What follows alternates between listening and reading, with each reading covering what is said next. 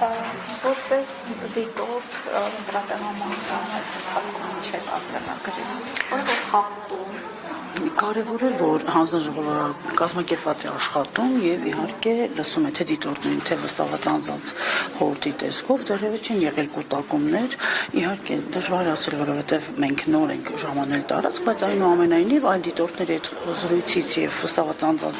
նույնպես տվյալներով առանձնապես միջադեպեր առնվազն դեռևս չեն գրանցվել, հուսանք այդպես էլ կշարունակի հույս ունենք եւ այո, մի խնդիր առաջացավ, որին ծանոթացան նոր, որովհետեւ եկա եւ կենտրոնական հանձնաժողովի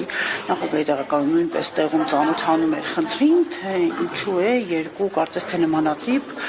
իրավիճակներում կացության կարգավիճակով մարդիկ, մեկը կարողանում է քվեարկել, մյուսը ոչ եւ առաջիկայում խոստացել են այդ խնդիրը եւս լուծել։ Այո, այսպիսի խնդիրներ առաջանում են նաեւ այն դեպքում, երբ մարդիկ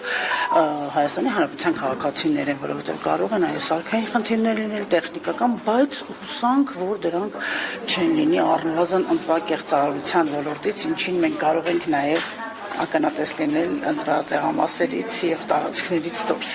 Այլ տեղամասերում եղել է, թե սա առաջին տեղամասն է, մյուսներում ինչպես կգնահատել։ Մի քանի այլ տարածքներ մենք այցելել ենք որպես շրջիկ դիտորդներ եւ քանի որ մենք